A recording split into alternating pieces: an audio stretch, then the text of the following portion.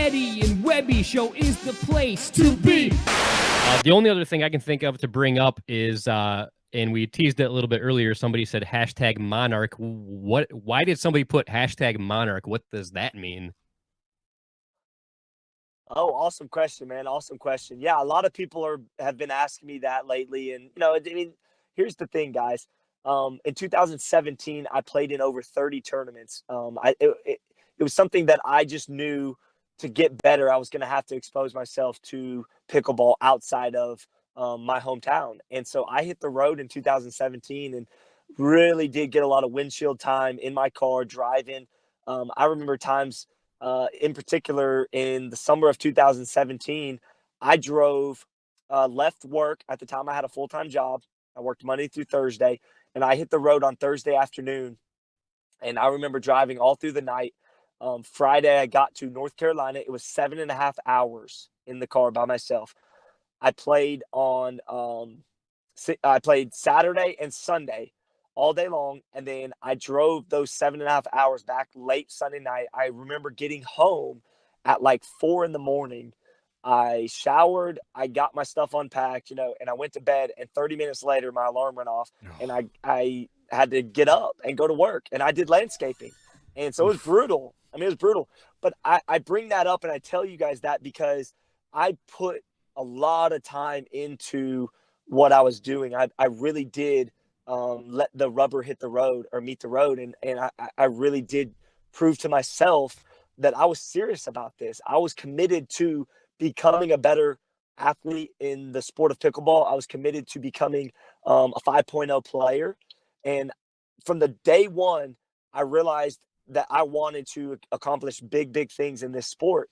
And I just knew I would do whatever it took to do that. And so fast forward to April of 2018, it was the US Open, and it was the first time that I was going to be exposed to pickleball on a national level, like at a bigger scale than just like a regional tournament. And I just being really transparent and really real with you guys, that was a really tough time in my life at that point. I was struggling a little bit with financial stuff. I had gone through the divorce and was coming out of that. And I remember money was tight. Money was tight. And I remember I had to pay for my plane ticket. I had to pay for the $185 that it took to register. I had to pay for the place to stay down there. So it was just, I think I spent close to $1,000.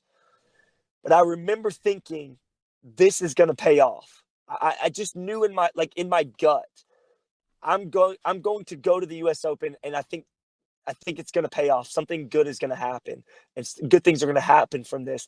And I didn't know exactly what was going to happen, but I knew it was going to be something awesome.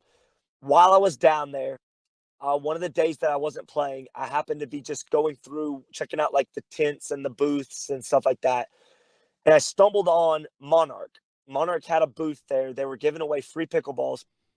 And oddly enough, because of all the social media stuff that I was doing, the social media aspect, I'd kind of created some momentum with that.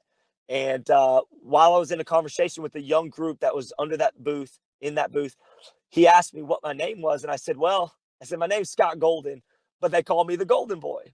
And when I said that, he lit up, like his face lit up. His name was Riley Burgess. Riley lit up like a Christmas tree. And he said, I know who you are. He said, this is what he said. He goes, you're that famous guy on the pickleball forum. And I turned red and I was like, stop. I was like, that's embarrassing. Don't say that. And after that conversation, I left walking away from that thinking, those were cool people, not knowing that 4.5 months later, I would be signing a deal with Monarch and Dick's Sporting Goods. And Dick's Sporting Goods, actually, that's their in-house brand. So that Monarch is something that they started around, I think, 2 years ago. And it was just awesome to realize that with money being tight and all the things going on in my life personally, I made that decision to go. And so here we are tonight talking to you guys. I'm so excited and so thrilled that I made that decision to go. And that was the good thing that came out of that. I've got a huge, huge future with them. And it's just so incredible and so humbling. That's awesome, man. What a great story. Yeah, definitely. That's great. And I can't think of a more deserving person to get a nice sponsorship like that. I mean, like I said before, you're by far one of the most passionate people that I know in regards to the pickleball world. So yeah, I love that. That's an awesome story. I'm very, very happy for you, and looking forward to seeing where things go for you from here. Thanks, guys. And one quick side thing on that, if you guys don't mind if I say this, people ask me all the time, how do you get sponsored? And I'm sure that question comes up a lot. People are playing and they want to get better and they want to know how to get sponsored and stuff like that.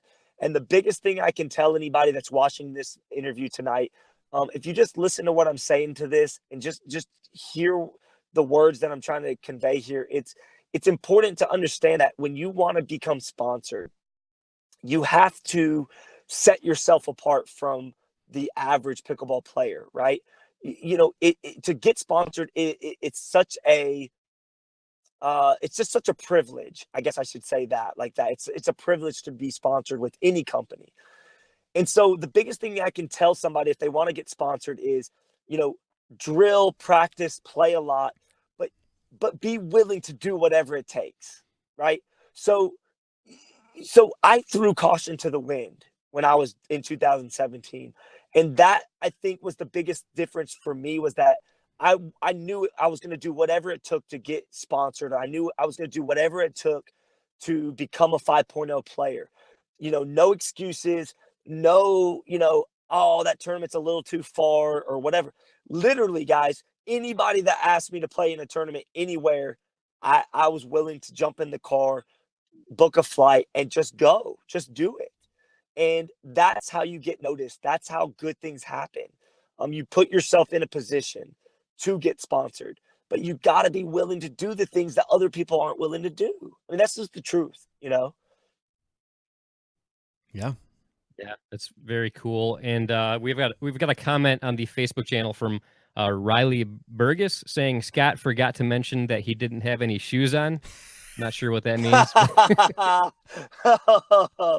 Oh man. Well, I am known for losing everything. And I was at the US Open and I brought one pair of shoes to the US Open and I lost that pair of shoes somehow. I don't even know how. But I think one night after we finished playing some rec games that night at the US Open in Naples, I think I took those shoes off and I had like a pair of loafers or something, like house shoes or whatever. So I slipped the house shoes on. And for whatever reason, I left my awesome tennis shoes, court shoes, sitting there that night. And come to find out, they did get turned in. Security did end up having them in Lost and Found. But yeah, the story goes that I was barefoot whenever I did meet Riley, who ended up sponsoring me. So that is a funny story with that right there. That's awesome. That's cool. Nice. No shoes and still got the sponsorship. I like that. Man, then maybe that's how he didn't forget me. He was like, that's that crazy dude with no shoes walking around the US Open. Yeah, and actually, Riley did say that he feels that was a key point in the first Monarch interaction. Boom. And just going back to that sponsorship with them, I think when you get sponsored with somebody, it needs to be a good fit for both sides.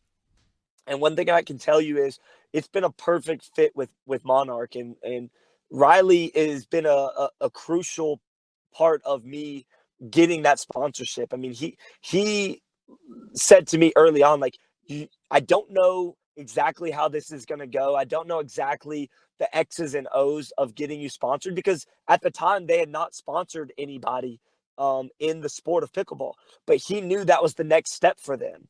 And he said, Scott, I really believe this. You're going to be our golden boy, for lack of a better word. So, at that time, back in April, neither one of us knew exactly how it was going to go and how it was all going to be unfolding. But, it just has been such an easy flowing, good fit for both sides. And I just think I'm going to be with them for a long, long time,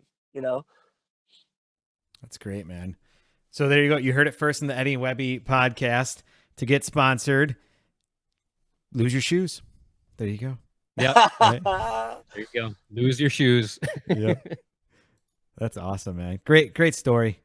That was cool. That was really cool to hear that perspective too. Because I've always wondered that, like, how do you even get sponsored? Like, Right. It just, it's not something that, like, it's not common knowledge. I wouldn't think.